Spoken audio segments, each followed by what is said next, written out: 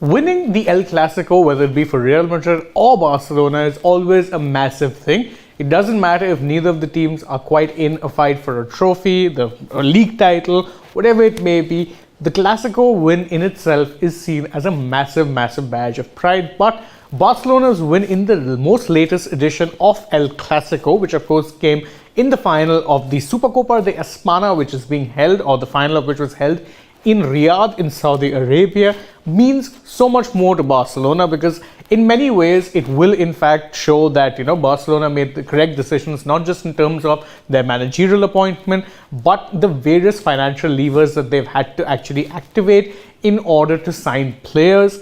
And it very well puts them in pole position to potentially end their mini drought in La Liga and claim their first league title in 4 years' time. Now, how exactly is that the case? Well, that's what we're going to talk about in this video right now. So without further ado, let's just quickly delve into not just the match, but also what it means for the club, apart from the obvious significance of course, winning a trophy. Now, the final result was a 3-1 victory in favor of Barcelona, and truth be told, it was a very one-sided game. Even that one goal that came about was in nothing more than a consolation goal, but what it does is gives Xavi Hernandez, the Barcelona manager, his first ever trophy with his boyhood club. Now that is in fact massive, because it is not just the fact that they won the trophy, but the fact that they beat their eternal rivals Real Madrid, and they did so in a fairly dominant fashion. As I said, 3-1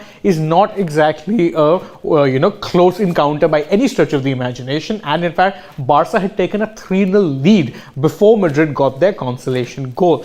And perhaps more interestingly and importantly, this is the first trophy that Barcelona have won in this particular century without Lionel Messi being in the playing 11 or the squad. That in itself tells you what a departure it is from Barcelona's recent success, a lot of which was down to the little magician from Rosario. But this is in fact a new era of Barcelona. They've done very well in this particular match, and let's also further look at why exactly that was the case. And it was down to one man particularly, and that one was Xavi. Now Xavi is one of those players who has been really impressing for both Barcelona and even for Spain in the World Cup, but he just seems to get better and better, and that's really frightening, because quite frankly he's already so good at such a young age. He got 2 goals and 1 assist in this particular match, and the best part about it was that he was absolutely running the show. He started from a wide left position, but he was all over the place, dominating the ball. He was helping Barcelona keep it, and more importantly, the end product was absolutely there, and therefore it was a little surprise that he was awarded the man of the match. Again, as I said, 2 goals and 1 assist. When your team has scored 3 goals, it can't really be anyone else who gets that man of the match award. And perhaps the best part is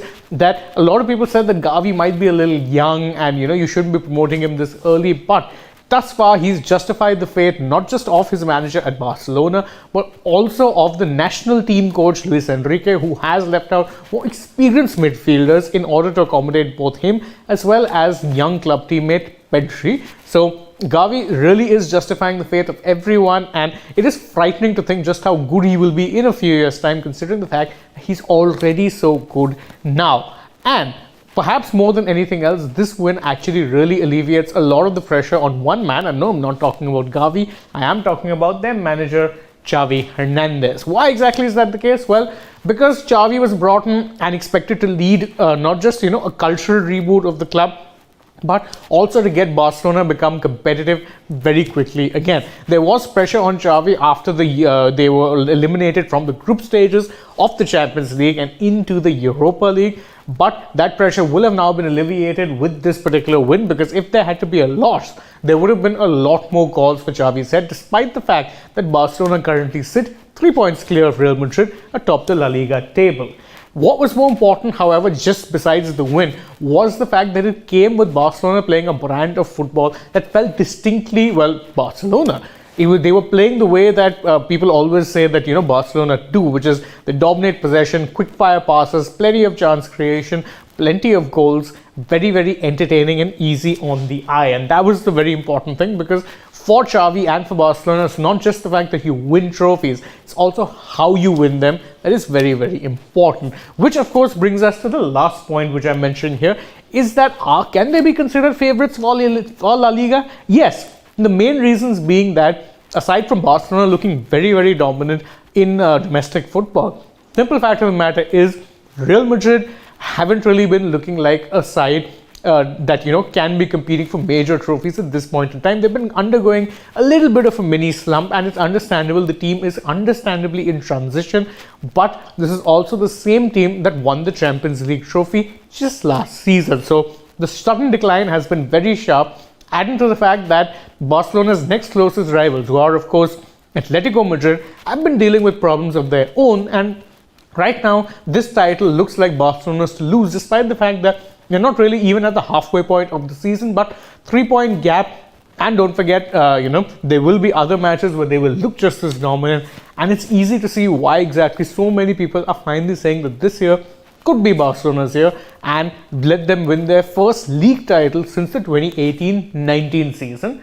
Now, obviously, if you're a Barcelona fan, this is massive news that they won the trophy, because, as I said, it justifies all the decisions that the club hierarchy made, not just bringing in Xavi as manager, promoting the youngsters, but also selling off future assets of the club to get short-term money. Because aside from Xavi, you also had players like Lewandowski, who was only signed this year, play a crucial role in this particular win. Yes, Lewandowski is a short-term signing, but he's still operating at a very high level, and he has no doubt helped Barcelona to a great extent when it comes to their goals and overall play.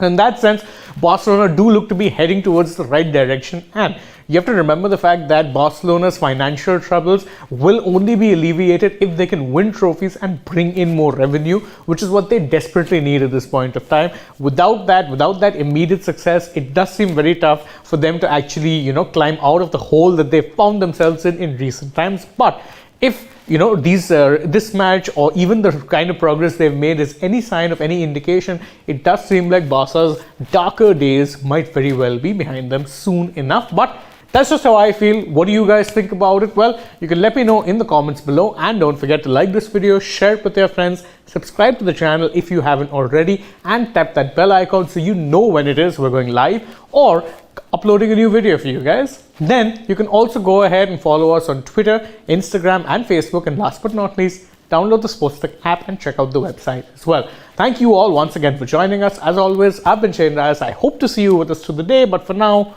goodbye.